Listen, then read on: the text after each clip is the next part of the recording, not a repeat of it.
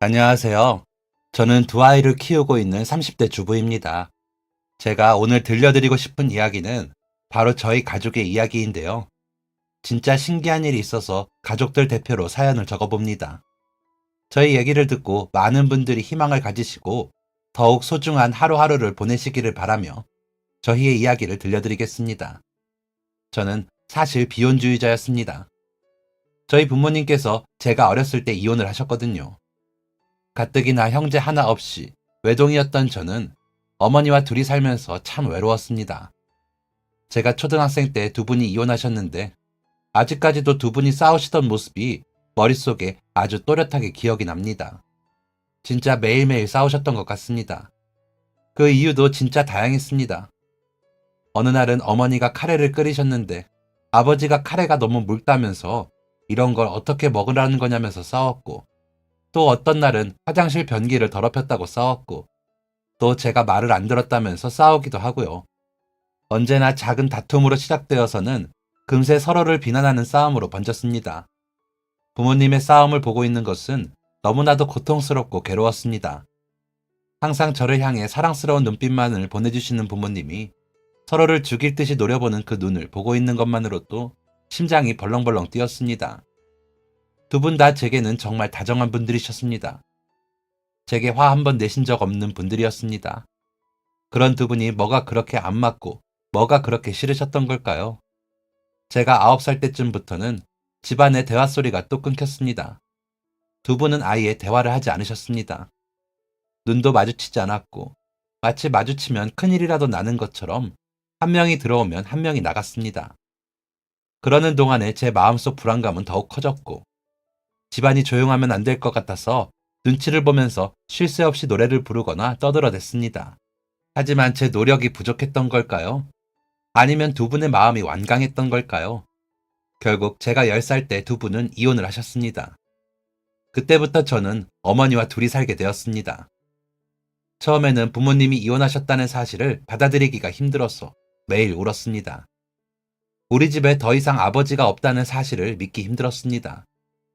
어머니에게는 좋지 않은 남편이었을 테지만 저에게는 다정한 아버지였으니까요. 어머니는 이렇게 힘들어하는 저를 위해 정말 무던히도 노력하셨습니다. 어머니는 이혼 후 오히려 밝아지셨습니다. 더 이상 힘들어하시지 않았고 울지 않으셨습니다. 그리고 그 에너지를 제게도 나눠주려고 하셨습니다. 어머니가 직장에 다니셨는데 일을 쉬시는 주말에는 저랑 항상 시간을 보내주셨고, 평일에도 퇴근 후 바로 오셔서 맛있는 저녁을 차려주시거나 조금 늦는 날에는 치킨 한 마리를 사와서 나눠 먹기도 했습니다. 제가 하고 싶은 건 뭐든지 시켜주려고 노력하셨습니다. 학원도 보내주시고 과외도 시켜주시고 그때 교복도 비싼 걸로 맞춰주셨던 기억도 납니다. 이런 어머니 덕분에 저는 두 명 몫의 사랑을 충분히 받으면서 자랐지만 아버지의 빈자리, 그 공허함은 제 마음 한구석에 남아 있었습니다. 겉으로는 티가 나지 않지만 저 혼자만 알고 있는 공허함이었습니다. 그렇게 자라서 저는 성인이 되었습니다. 여전히 저는 어머니와 단 둘이 지냈고 저희는 둘도 없는 친구와 마찬가지였습니다. 저는 어머니에게 많이 기대었고 어머니도 든든한 버팀목이 되어주셨습니다. 그런데 성인이 된 저에게 약간의 문제가 있다는 것을 알게 되었습니다. 그건 바로 남자를 두려워하고 연애를 무서워하고 결혼을 끔찍하게도 싫어한다는 것이었습니다. 학창 시절에는 여중, 여고를 나와서 남학생을 많이 볼 일이 없었거든요. 중학생 때 학원을 다니기는 했지만 작은 학원이기도 했고, 저희 중학생 애들이 많이 가서 대부분 여자애들이었고요. 고등학생 때는 학교에서 야자하고 과외하기 바빠 더더욱이 남학생을 볼 일이 없었습니다. 그래서 잘 몰랐는데 대학생이 되고 나서야 알겠더라고요. 대학교 가면 남학생들이 엄청 많잖아요. 학교도 중학교, 고등학교랑 비교도 안 되게 크고요. 특히 저의 전공 특성상 남학생들이 좀 더 많았거든요. 그래서 생전 처음은 아니고 사춘기 이후 처음으로 엄청나게 많은 남학생들을 만나게 된 거죠. 그때부터 알게 된 거죠. 제가 남자에 대한 거부감이 있다는 것을요. 같이 과제를 하거나 강의를 듣거나 이런 것들은 크게 문제가 되지 않았습니다. 그런데 술자리 같은 사적인 자리에서 만나게 되면 괜히 거부감이 들더라고요. 저한테 말을 거는 것도 불편했고 친하게 다가오는 것 자체가 힘들었습니다. 그래서 한때는 동기들 사이에서 이런 소문이 돌기도 했습니다. 공주병 말기. 그런 게 절대 아니거든요. 아버지가 없어서 남자를 대하는 게 어려워서 그랬을까요? 아니면 아버지에 대한 큰 배신감 때문에 남자 자체가 싫어진 걸까요? 그건 잘 모르겠습니다. 공주병 말기라는 소문이 돌면서 남학생들은 물론 여학생들까지 저랑 친하게 지내려고 하지 않았습니다. 조별 과제 팀을 정할 때는 저랑 같이 하려는 사람들이 없어서 어찌나 민망했는지 모릅니다. 이렇듯 저의 대학 생활은 조금 외로웠습니다. 대학생 돼서 사귄 친구는 오래 간다고들 하던데 이러다가 나는 평생 친구 하나 없이 지내는 거 아닌가 걱정을 하기도 했었죠. 그러다가 대학교 4학년이 되었을 때였습니다. 졸업 준비와 취업 준비로 한창 바쁜 그때 누군가가 복학을 했습니다. 저보다 3살 많은 남자 선배였습니다. 전혀 관심이 없었습니다. 사실 전혀까지는 아니고 아주 약간 신경 쓰이긴 했습니다. 그 선배가 좀 독특한 사람이었거든요. 저는 분명히 처음 보는 사람, 이름도 처음 들어보는데 동기들, 선배들, 심지어는 후배들도 그 선배를 모르는 사람이 없었습니다. 선배들과는 다 엄청 친해 보였고 동기, 후배들은 그 선배의 이름을 다 알고 있고 몇몇은 얼굴도 아는 눈치였습니다. 한마디로 그 선배는 인기가 정말 많은 사람이었습니다. 저와는 결이 맞지 않는 사람이라고 생각했습니다. 성격이나 성향, 외모 등등 모든 것이 어울리지 않고 전혀 다른 사람이라고 생각했습니다. 그런데 1학기에 우연히 같은 수업을 듣게 되었습니다. 그때도 항상 그 선배 주변에는 사람이 많았습니다. 수업을 들어올 때도, 들어와서도, 나갈 때도 항상 많은 사람들 속에 섞여서 주인공이 되어 있었습니다. 저 사람은 외로움이라는 것을 모르겠구나 생각했습니다. 그런데 저랑 절대로 섞일 수 없을 거라고 생각했던 그 선배와 이상하게 자꾸 엮이게 되었습니다. 같이 듣는 수업에서 조별 과제를 위해 조를 짜야 하는 상황이었습니다. 교수님께서 알아서들 조를 짜라고 하더라고요. 저는 이번에도 어디 마지못해 끼워져서 들어가겠구나 생각했습니다. 같은 조 사람들이 또 나를 싫어하겠구나. 이 수업도 눈칫밥 먹겠구나 생각하고 있었습니다. 그런데 그때였습니다. 은서야, 너 우리 조 할래? 그 선배였습니다. 항상 멀리서만 보던 웃음이었습니다. 저를 보고 웃으면서 먼저 같은 조를 하자는 겁니다. 왜요? 처음 겪는 그 상황에서 제 입에선 참 당황스러운 대답이 나왔습니다. 선배도 당황하고 저도 당황하고 선배와 같은 조를 꾸린 사람들도 당황했습니다. 선배는 제 이야기를 들었다고 했습니다. 공부도 잘하고 성적도 좋은데 항상 혼자 다니는 애라고 과에 소문이 나 있다고 하더라고요. 저도 모르는 소문을 선배한테 들었을 때 기분이 묘했습니다. 내가 혼자 다니고 싶어서 그러는 게 아닌데. 아무튼 이 선배는 제가 성적이 좋으니까 같은 조에 끼워준 듯 했습니다. 그래서 저는 나보고 다 시키려고 하는구나 생각했죠. 그런데 제가 완전히 잘못 생각했더라고요. 그 선배는 사람들과 열심히 어울리는 것만큼 맡은 일도 열심히 하는 사람이었습니다. 과제를 위해서 다 같이 모여서 회의를 하고 자료 조사도 열심히 하고 PPT도 같이 만들면서 다 같이 힘을 모았습니다. 같은 조에 평소에 수업을 열심히 듣지 않는 동기가 한 명 있었는데 그 선배가 그런 식으로 하지 말라고 충고를 하니 열심히 하더라고요. 왜 그렇게 사람들한테 인기가 많은지 그때 처음 알게 되었습니다. 자기 일을 열심히 하고 참 선한 영향력이 있는 사람이라는 것도 알게 되었고요. 괜히 혼자 오해한 게 좀 민망해지기도 했습니다. 그 수업 말고도 저와 그 선배는 종종 엮이는 일이 생겼습니다. 학기 초에 체육대회를 했습니다. 4학년쯤 되니 별로 감흥이 없었는데 그 선배는 꽤나 열심히더라고요. 저는 아무것도 안 하고 가만히 앉아만 있다가 가려고 했는데 그 선배의 진두지휘 아래에 어쩌다 보니까 둘이 2인 삼각을 하게 되었습니다. 저 운동신경 진짜 없거든요. 이 선배가 왜 이러나? 여기서 대자로 넘어져서 남은 학교생활 망신 주려고 하나? 내가 왜 여기에 있나 싶었습니다. 그런데 그 선배가 이런 거 해봤냐고 하더라고요. 그래서 고개를 저었습니다. 그러니까 이런 것도 안 해보고 뭐하고 살았냐고. 앞으로 살면서 체육대회 할 일이 또 있겠냐고 오늘 신나게 즐기자고 하더라고요. 그러면서 넘어질 것 같으면 자기를 꽉 잡으라고 믿으라고 했습니다. 그러고 나서 바로 경기를 시작하는데 제 학창 시절과 대학 시절을 돌아보게 되더라고요. 그러게 나는 이런 것도 안 하고 뭐 하고 살았나. 항상 학교 체육대회에 그늘진 곳을 찾아 앉아서 열심히 뛰어다니는 애들을 멍하니 지켜보고만 있지 않았나 하면서 갑자기 제 자신이 한심스러우면서 경기를 잘하고 싶다는 생각이 들었습니다. 몇 번이고 넘어지려고 하는 걸 그 선배가 꽉 잡아주었고 저희는 2등을 할 수 있었습니다. 그렇게 많은 동기들에게 둘러싸인 것은 처음이었습니다. 은서야, 너 잘 뛴다. 운동신경 좋구나. 야, 은서야, 괜찮아? 너 안 힘들어? 여기 물 좀 먹어. 그런데 그게 썩 나쁘지 않더라고요. 좀 부끄럽긴 했지만 기분이 좋았습니다. 그리고 그날 그 체육대회는 제 인생의 길이 남을 즐거운 순간이 되었습니다. 2인 삼각 경기 후 저를 챙겨주던 동기들과 함께 응원도 하고 얼떨결에 피구 시합도 나가서 즐기기도 하고 도시락도 같이 먹었습니다. 너무 즐거웠습니다. 그리고 어쩌다 보니 뒤풀이까지 함께 가게 되었죠. 처음이었습니다. 그렇게 왁자지껄한 술자리에 끼게 된 것이요. 과 모임할 때 눈칫밥으로 한 자리 차지하고 있다가 슬그머니 빠지기 일쑤였거든요. 그런데 그날은 아니었습니다. 정말로 같이 즐기고 함께 술자리를 즐겼습니다. 그리고 그날부터 그 선배에 대한 호감도가 생겼죠. 이래저래 엮이다 보니 저희는 꽤 친한 사이가 되었습니다.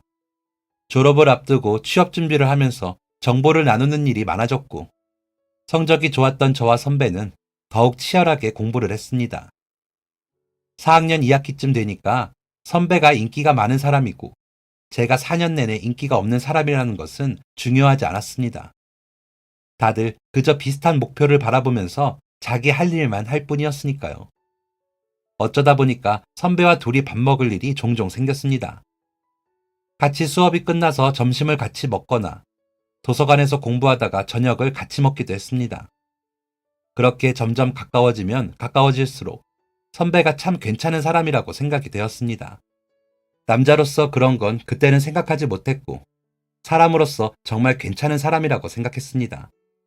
됨됨이도 좋고 예의도 바르고 무엇보다 저에게는 전혀 없는 리더십, 그리고 그 리더십이 불편하고 강압적인 것이 아니라 다른 사람을 배려하고 존중하며 이끄는 리더십이었습니다. 굉장히 멋있는 사람이구나 생각하게 되었죠. 그리고 조금 더 친해진 뒤에 알게 된 사실이 있었습니다. 바로 선배도 이혼 가정에서 자랐다는 것이었습니다. 전혀 몰랐습니다. 사랑을 많이 받으면서 뭐랄까 좀 표현이 이상하지만 되게 곱게 자랐을 줄 알았거든요. 그런데 알고 보니 어릴 적에 부모님이 이혼하시고 아버지와 단둘이 살면서 생활고를 겪기도 했고 많은 고난이 있었다고 했습니다. 그래서 더욱 선배가 대단해 보였습니다. 저처럼 이혼 가정에서 자랐는데 어떻게 저렇게 훌륭한 사람이 되었을까 궁금하기도 했고 신기하기도 했습니다. 그리고 그 일들은 이제는 다 지나간 과거라고 말하는 것도 대단했습니다. 비슷한 경험을 가진 저는 아직도 부모님이 이혼하셨을 당시에 머물러 있는 것 같은데 말이죠. 그리고 선배가 그렇게 훌륭하게 자란 이유는 선배의 아버지를 만나고서야 알 수 있었습니다. 대충 예상은 하셨겠지만 선배와 저는 졸업 후 연인 사이가 되었습니다.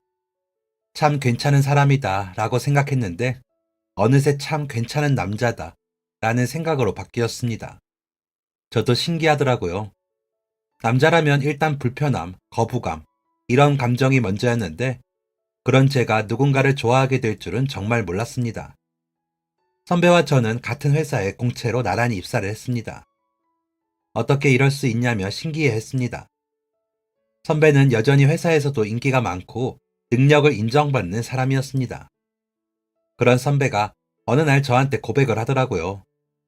사실 그전부터 선배가 유난히 저한테 잘해주고 저를 챙겨준다는 느낌을 받기는 했습니다. 하지만 단순히 대학 후배라서 그런 줄 알았거든요. 그런데 제 착각이 아니었더라고요. 고백을 받은 저는 참 자존감이 낮았던 저는 제가 왜 좋냐고 물어봤습니다. 그러니까 제가 배울 게 많은 사람이라고 하더라고요. 입이 무거워 경솔하지 않은 모습을 본받아야겠다고 생각했고, 신중하게 맡은 일을 꼼꼼히 해내는 모습이 멋있었다고, 무엇보다 자기와 대화가 잘 통해서 마음이 많이 끌렸다고요. 저도 모르는 제 매력을 줄줄이 말하길래 솔직히 좀 부끄러웠습니다. 이미 선배를 좋아하고 있던 저는 고백을 거절할 이유가 없었습니다. 그날부터 저희는 연인이 되었습니다. 하지만 연인과 부부는 아예 다르잖아요. 선배와 사귀었지만 결혼은 단 한 번도 생각해 본 적이 없었습니다. 선배에게도 말했습니다. 저는 비혼주의자라고요. 제 모든 사정을 알고 있던 선배는 제 생각을 존중해 주었습니다. 그런 생각을 충분히 할 수 있을 것 같아 무슨 마음일지도 알 것 같고, 하지만 은서 네가 생각하는 것과 다를 수 있는 거잖아. 우린 그걸 겪어보지 않았으니까. 그러니까 조금은 더 생각해주라. 선배의 말에서 내가 배려받고 있다는 것을 느낄 수 있었습니다.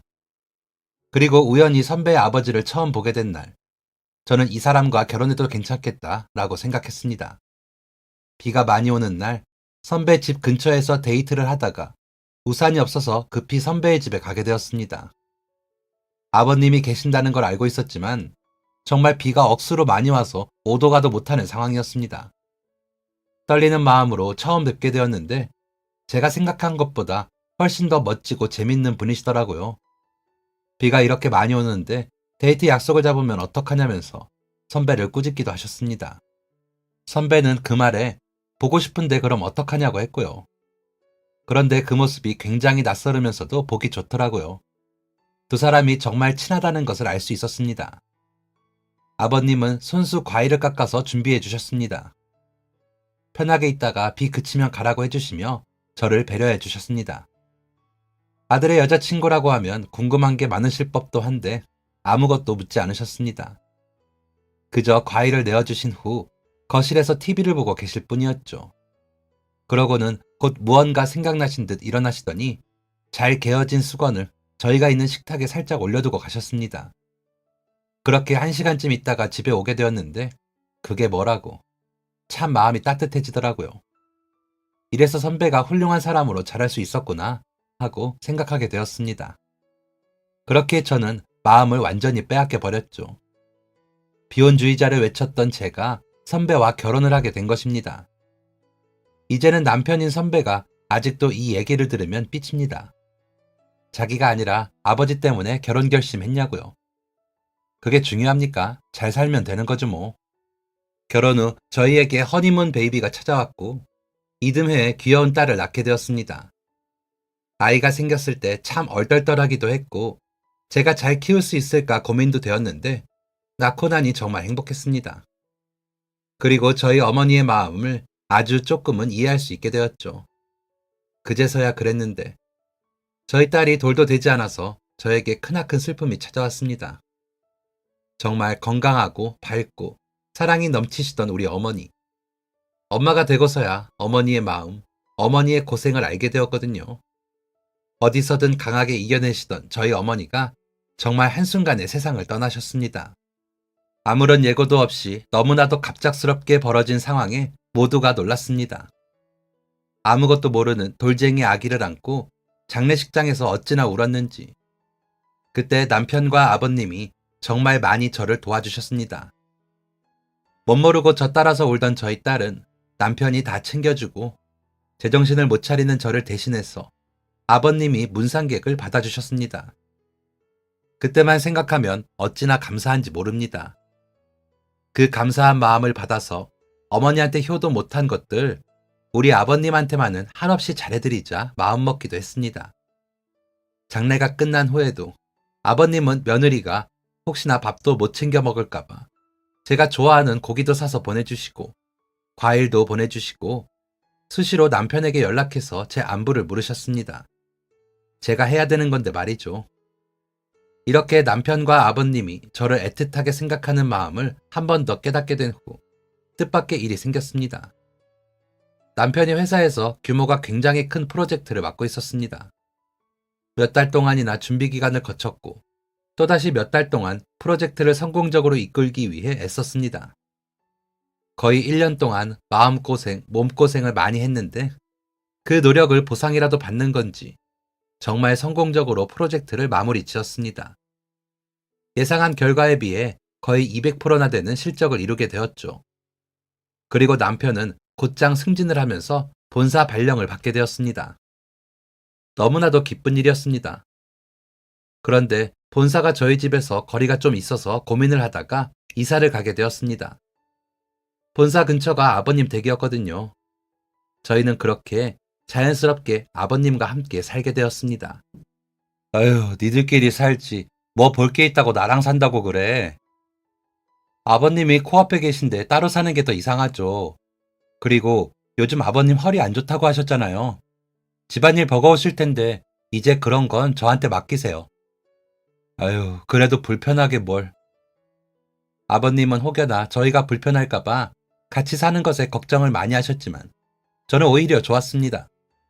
그동안 저 많이 챙겨주신 아버님, 제가 많이 챙겨드려야겠다고 생각을 했죠.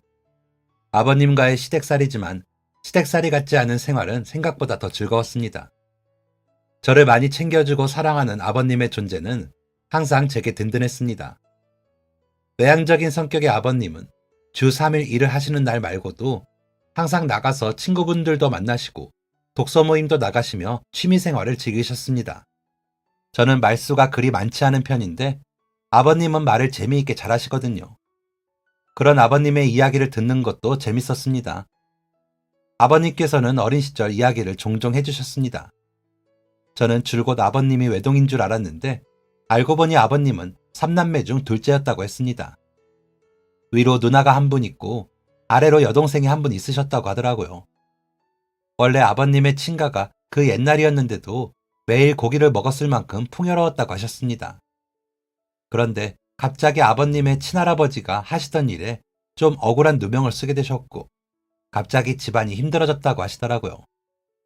아버님 말씀으로 집안이 그냥 풍비박산이 났다고 하셨습니다. 힘든 살림에 집까지 잃게 되어 가족들은 뿔뿔이 흩어지게 되셨다고 했습니다. 3남매 중 유일하게 아들이었던 아버님은 친가로 가게 되고 아버님의 누나와 여동생은 외가로 가게 되었다고 하셨습니다. 그게 아버님이 8살 때였다고 하시더라고요. 그 이후에 완전히 다른 동네로 이사를 가시면서 자연스레 아버님의 어머니와 두 형제와는 연락이 끊겼다고 하셨습니다. 그래서 더욱 가족에 대한 애착이 크고 그리움도 크다고 덧붙이셨습니다. 아버님에게 그런 슬픈 과거가 있는 줄은 몰랐습니다. 그래서 더욱 아버님이 저희에게 잘 해주시려고 애쓰시고 저희 딸에 대한 애정이 크시다는 것도 그 말을 듣고서야 알게 되었죠. 더불어 저도 그런 아버님에게 더욱 살뜰히 챙겨드리게 되었습니다. 이사하고 난 뒤로 남편의 일도 잘 풀리고 저희 아이도 잘 지내고 아버님과 더욱 가까워지는 등 모든 게 좋았습니다. 일이 잘 풀린다는 게 이런 거구나 알게 되었죠. 또 좋은 점이 있었습니다. 사실 이전 집에 살았을 때 층간소음이 정말 심했거든요. 저희도 갓난아기를 키우던 입장이다 보니까 피해 안 주려고 애쓰고 명절이면 윗집, 아랫집, 앞집에 소소하게나마 감사한 마음 베풀기도 하고 정말 신경을 많이 썼습니다. 그런데 저희가 진짜 웬만하면 이해를 하겠는데 윗집의 소음이 정말 심했습니다. 낮에 그러면 상관이 없는데 유독 밤, 그것도 밤 12시부터 새벽 2시까지 거의 매일같이 쿵쿵 걷는 소리와 음악 소리가 정말 컸습니다.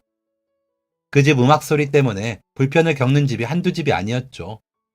관리사무소에 민원을 넣어도 그날뿐이었습니다. 음악을 틀거나 TV를 크게 틀거나 어느 날은 직접 노래를 부르기도 했고요. 아이가 그 소리에 놀라서 경기를 일으키며 잠에서 깬 적도 있었습니다. 이건 안 되겠다 싶어서 양해를 구하는 편지도 써보고 직접 찾아가서 사정을 말하기도 해봤지만 소용없었습니다. 오히려 음악 좀 듣겠다는데 무슨 상관이냐며 남편을 밀치며 언성을 높이기도 했었죠. 그래서 층간소음, 이웃에 대한 스트레스가 심했고 이사할 때도 걱정을 많이 했습니다. 그런데 이사한 아파트가 방음이 정말 잘 되더라고요. 그리고 층간소음도 전혀 없었습니다. 우연히 엘리베이터에서 위층에 사시는 분을 만났는데 자기들이 시끄럽지는 않은지 정중하게 묻더라고요. 좋으신 분들이구나. 이번에는 고생하지 않겠다 생각했습니다. 그렇게 이사한 지 얼마 안 된 날이었습니다. 아이랑 산책이나 나갈까 싶어서 준비를 하고 아기띠를 하고 현관문을 열었습니다. 그런데 바로 앞집 현관문도 동시에 열리더라고요. 앞집에 사는 사람은 한 번도 만난 적이 없어서 궁금했거든요. 현관문 앞에 유모차가 있어서 아이 키우는 집이구나 하고 대충 예상은 했었습니다. 궁금했던 차에 그날 마침 딱 만나게 된 거죠. 그런데 현관문을 열고 마주한 앞집 여자의 모습을 보고 그 여자는 저를 보고 동시에 빵 터지고 말았습니다. 저희 비슷한 또래의 여자가 저랑 똑같은 아기띠를 하고 품에 저희 아이와 비슷한 개월수의 아기를 안고 한쪽 어깨에는 기저귀, 물티슈, 물, 분유 등이 들어있는 커다란 가방을 메고 있는 게 아니겠어요? 저는 순간 거울을 보는 줄 알았습니다. 저희는 누가 먼저랄 것도 없이 웃음을 터뜨렸습니다. 그게 앞집 여자와의 첫 만남이었습니다. 그날 이후 저희는 종종 마주치게 되었습니다. 아파트 단지를 산책한다가 만나거나 집 근처 마트에서 장을 보다 만나거나 그러다가 단지 내 놀이터에서 우연히 만나게 되었는데 알고 보니 저희 아이랑 앞집 남자아이랑 한 달밖에 차이가 안 나더라고요. 그러니 자연스럽게 아이들이 놀이터에서 같이 놀게 되었습니다. 그 이후로 친해진 앞집 여자와 저는 아이들과 함께 키즈 카페도 놀러가고 같이 차도 한잔하는 이웃이 되었습니다. 참 신기하더라고요. 저는 항상 궁금하기도 걱정하기도 했거든요. 사교성이 없는 제가 아이 엄마들과 친구를 할 수 있을지요. 제가 워낙 친구가 많지 않기도 하고 이상하게 주변에 아이 있는 사람이 없어서 항상 외로웠거든요. 뭔가 정보도 공유하고 싶고 고민거리나 고충도 나누고 싶고 아이한테 친구도 만들어주고 싶었습니다. 하지만 아이가 어린이집에 다니거나 유치원, 학교에 갔을 때 저는 과연 다른 엄마들과 가깝게 지낼 수 있을지 걱정이 많았습니다.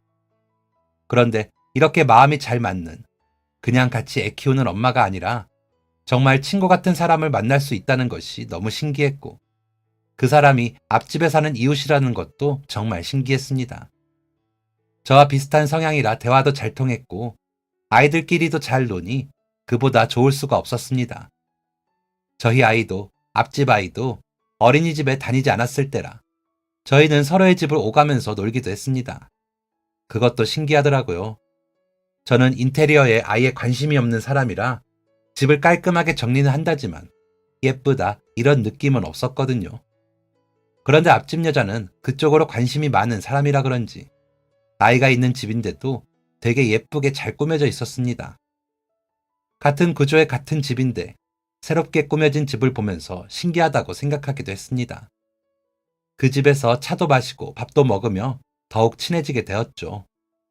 그러다 보니 자연스레 남편들까지도 같이 친해지게 되었습니다. 저희 남편도 그렇고 앞집 남자도 그렇고 아이 아빠로서 친구를 사귄 적이 한 번도 없더라고요. 저희 남편은 외향적인 반면에 앞집 남자는 내향적이라 안 맞으면 어쩌나 걱정했는데 의외로 둘이 성격이 잘 통해서 가족이 다 같이 친해지게 되었죠. 그 덕에 저희는 가족 여행도 같이 떠났습니다. 앞집 여자를 알게 되고 1년쯤 되었을 때였습니다. 근처에 괜찮은 키즈 펜션이 있는데 같이 가보면 좋겠다고 먼저 제안하더라고요. 저는 너무 좋다고 했습니다. 그때 아이들이 같은 어린이집 입소를 앞두고 있을 때여서 어린이집 생활하기 전에 여행을 다녀오기로 했었죠. 그런데 신기하게 앞집이랑 저희 집이랑 가족 구성원도 같았습니다. 저희는 저랑 남편, 딸, 그리고 아버님이 계시잖아요. 앞집도 똑같이 시어머님을 모시고 살고 있었습니다. 그래서 여행 가기 전에 약간 걱정이 되더라고요. 한 번도 아버님을 제외하고 여행을 간 적이 없었거든요. 신혼여행 빼고 저희 어머니가 돌아가신 뒤로는 여행은 항상 아버님과 함께 했습니다. 그래서 조심스럽게 말씀을 드렸는데 그게 뭐가 물어볼 일이냐며 재밌겠다면서 다녀오라고 하시더라고요. 앞집 여자도 저랑 비슷한 고민을 하고 있었는데 시어머니께서 재밌게 놀다 오라면서 용돈까지 주셨다고 했습니다. 그럼 마음 편히 놀고 오자 하면서도 또 다른 고민이 있었죠. 갔다 온다고 해도 아버님 식사는 챙겨드리는 게 마음이 편할 것 같아요. 어머, 저도요. 시어머니가 다리도 안 좋으셔서 챙겨드리고 가야 할 것 같아요. 아이고, 그러시구나. 그럼 제가 반찬하는 김에 조금 더 할게요. 밥상에 하나라도 더 올라가면 좋잖아요. 어머, 정말요? 고마워요. 그럼 저도 좀 나눠드릴게요. 마침 갈비향이 많았는데 잘 됐다. 저희는 이렇게 서로 집 반찬까지 나누는 사이가 되었습니다. 그렇게 두 어른들의 배려 덕분에 여행도 맘 편히 재밌게 잘 다녀왔습니다. 그리고 또 한 달쯤이 지난 어느 날이었습니다. 저희 가족이 오랜만에 외식이나 할까 싶어서 근처의 갈비집에 간 날이었습니다. 이 동네에서 외식으로 많이 찾는 집이라 사람이 엄청 많더라고요. 자리가 있나 둘러보던 그때였습니다. 은서씨, 외식하러 나오셨어요? 앞집 사람들이었습니다. 시어머니라는 분도 같이 계시더라고요. 저희도 아버님하고 같이 나왔었거든요. 그렇게 우연히 만나게 된 저희는 어쩌다 보니까 같이 식사를 하게 되었습니다. 괜히 어른들도 계신데 불편한 자리 만든 건 아닐까 걱정했는데 두 분이 오며 가며 얼굴은 뵙기는 하셨더라고요. 그리고 저희 아버님도 그렇고 앞집 시어머니도 그렇고 두 분 다 성격이 좋으셔서 식사 내내 불편한 거 없이 너무 즐겁게 식사를 하게 되었습니다. 이 계기로 저희 가족과 앞집 가족은 더욱 친해지게 되었죠. 평생 없던 친언니가 생긴 기분이었습니다. 어쩔 땐 다정한 언니 같기도 하고 또 어쩔 때는 따뜻한 엄마 같기도 했습니다. 그 정도로 애정이 크고 두터웠습니다. 그러던 어느 날이었습니다. 아이들 어린이집 하원을 같이 하고 앞집에 가서 놀고 있었습니다. 아이들은 장난감을 가지고 놀고 저와 언니는 차를 한잔하면서 수다를 떨고 있었죠. 그러다가 미용에 관련된 얘기가 나왔습니다. 요즘 나이가 들어서 그런지 피부가 푸석푸석하다. 예전엔 새치였는데 이젠 누가 봐도 흰머리가 올라온다. 손에 있는 주부 습진이 낫질 않는다. 이런 얘기들이었습니다. 그러다가 언니의 시어머니 얘기가 나왔죠. 시어머니가 피부가 정말 고우시거든요. 연세에 비해서 피부도 하얗고 주름도 적으셨습니다. 우리 시어머니는 따로 관리받지 않으시거든. 그런데 피부가 이렇게 좋다니까. 정말 타고나셨나 봐. 옛날 사진이 좀 있거든. 그 사진도 보면 정말 미인이셔. 어머, 그랬을 것 같다. 정말 예쁘셨을 것 같아. 기다려봐. 내가 좀 보여줄게. 우리 어머님 진짜 예쁘셔서 자랑하고 싶네. 그러더니 언니가 시어머니 옛날 사진을 보여주겠다며 앨범을 꺼내왔습니다. 형부의 어린 시절 사진이 대부분인 앨범의 맨 뒷부분에 한눈에 봐도 오래되어 보이는 사진들이 몇 장 있었습니다. 정말 고우시더라고요. 눈도 크시고 인매도 예쁘신 게 지금과 다를 거 없이 참 아름다우셨습니다. 그런데 그렇게 사진을 보는데 왜인지 모르게 사진 속에 있는 언니의 시어머니 모습이 익숙하더라고요. 그럴 리가 없잖아요. 저는 난생 처음 보는 사진들이니까요. 그러다가 한 사진을 보고 저는 깜짝 놀랐습니다. 아기의 돌을 기념하는 돌잔치 사진으로 보였습니다. 사진 속에는 여성과 남성이 아기를 안고 있고 그 밑에 작은 남자 어린이와 여자 어린이가 서 있었습니다. 언니, 이 사진 뭐예요? 아, 우리 어머니가 동생이 두 분 있으셨거든. 지금은 안 계시지만. 이거 막내 동생분 돌잔치 때 찍으신 사진이래. 여기 키 좀 더 큰 여자애 있지? 이게 우리 시어머니야. 이때부터 예쁘시지 않아? 언니, 그런데 이 사진 우리 집에도 있는데? 깜짝 놀라서 저는 곧장 집으로 갔습니다. 가서 옛날 사진들이 들어있는 상자를 꺼내서 다시 앞집으로 향했습니다. 저희 아버님 사진이 몇 장 남아 있었거든요. 그 중에서도 가장 오래된 사진을 꺼냈습니다. 아버님의 잃어버린 동생분의 돌잔치 날 찍은 가족 사진이었습니다. 그리고 그 사진은 언니가 꺼낸 사진과 정확하게 똑같았습니다. 이게 무슨 일인지 이해를 할 수가 없더라고요. 갑자기 온몸에 소름이 돋았습니다. 보고서도 믿기지가 않았습니다. 저희는 둘 다 한참 동안 말없이 멍하니 사진만 들여다봤습니다. 저녁 시간이 다가오고 있었습니다. 언니, 우리 오늘 저녁 같이 할까? 언니가 좋다고 했습니다. 저희는 집 근처 식당으로 향했고 다른 가족들을 불러냈습니다. 신랑들이 퇴근 후 식당으로 왔고 저희 아버님과 언니의 시어머니도 밖에 계시다가 식당으로 오셨습니다. 가족들은 단순히 같이 외식하는 줄로만 알고 있었습니다. 식사를 마치고 저와 언니는 챙겨온 사진을 꺼냈습니다. 남편이 이게 대체 무슨 일이냐며 두 분이 무슨 관계인 거냐며 경악을 금치 못했습니다. 저희 아버님도 적잖이 놀라셨습니다. 아버님의 그런 표정은 처음 봤습니다. 아버님이 손을 덜덜 떠시면서 언니의 시어머니에게 여쭙습니다. 실례지만 조남이 어떻게 되십니까? 언니의 시어머니께서 조남을 말씀하셨고 그 순간 아버님은 자리에서 벌떡 일어나셨습니다. 그러더니 언니의 시어머니가 있는 쪽으로 걸어가셨습니다. 한 발 한 발이 힘겨워 보이셨습니다.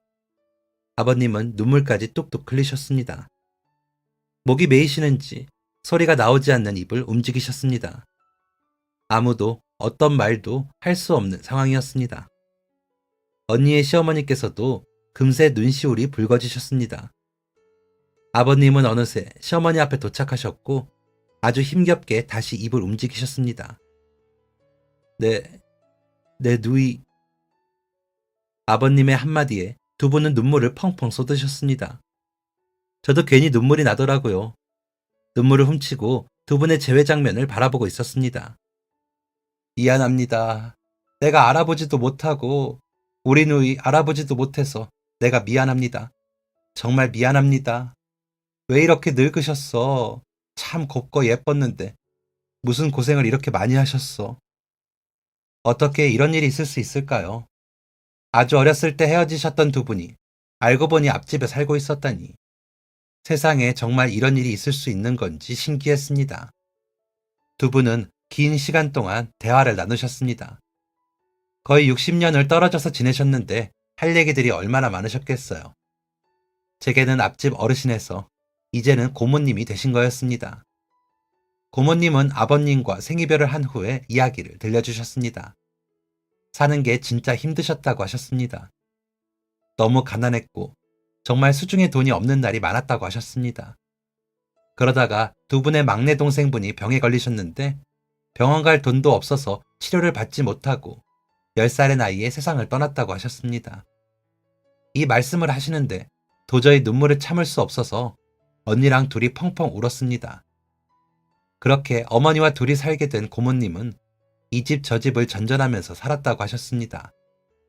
그러다가 20살의 예쁜 나이에 한 남자가 청혼을 했고 생활이 좀 넉넉했던 그 집으로 시집을 가셨답니다. 고생스러운 시집살이를 다 견디시면서 어머니는 아들 둘을 낳으셨고 불과 10년 전까지만 해도 참 힘든 결혼 생활을 하셨다고 하셨습니다. 아버님은 고모님의 얘기를 들으시면서 몇 번이고 고모님을 안아주셨습니다. 그게 또 얼마나 위로가 되셨는지 고모님은 내내 눈물을 흘리셨습니다. 이렇게 아버님과 고모님은 그리고 저희는 참 오랜 시간 잃어버렸던 가족을 찾게 되었습니다. 그리고 그로부터 5년이 지난 지금 저희는 여전히 앞집에서 살며 너무 행복하게 지내고 있습니다. 이 어찌 영화 같은 일이 아닐 수 있겠나요? 영화보다 더 영화 같은 일이 아닐 수 없습니다. 찾으려 애쓴 것도 아니고 다 잊고 살고 얼굴조차 알아볼 수 없을 정도로 세월이 흘렀는데 사진 한 장, 그리고 조남으로 가족임을 알아보게 되었습니다. 뒤늦게 가족을 찾은 후에도 마음이 맞지 않아 문제가 발생하거나 틀어지는 경우가 허다하다고 하는데 저희한테는 상상도 할 수 없는 일입니다. 신기할 정도로 마음이 잘 맞으니까요. 그때 막 어린이집을 다니던 저희 애들도 어느새 초등학생이 되었습니다.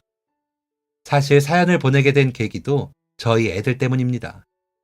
요즘 애들 어찌나 빠른지 저희 사연을 유튜브에 보내보자고 먼저 제안하더라고요. 그래서 제가 글을 쓰게 된 겁니다. 저희 아버님과 고모님은 전보다 더 건강해지신 것 같습니다. 요새는 두 분이서 같이 아버님 모임에 나가시더라고요. 고모님이 하시는 말씀이 사람들만 만나면 아버님이 그렇게 우리 누이 하면서 자랑을 하신답니다. 아버님께서 어릴 적에 있던 형제가 없어지면서 많이 외로우셨던 모양이더라고요. 늦게나마 외로움을 덜어내실 수 있게 되어서 정말 다행입니다. 언제는 아버님이 저랑 언니한테 그러더라고요. 고맙다고요. 가족을 찾아줘서 고맙다고요. 저희가 뭐 한 게 있다고 그런 인사를 받으니까 참 부끄럽기도 하고 뿌듯하기도 하고 그렇습니다. 저희 가족 앞으로도 이렇게 행복하고 건강하게 살기만을 바랍니다. 아버님과 고모님 아픈 곳 하나 없이 건강하기를 바랍니다. 4명에서 8명이 된 저희 가족을 위해서 앞으로도 아주 열심히 노력하고 잘 살아보겠습니다. 긴 이야기 들어주셔서 감사합니다. 지금까지 사연 들어주셔서 감사합니다. 사연이 재밌으셨다면 구독과 좋아요를 눌러주세요. 감사합니다. 안녕히 계세요.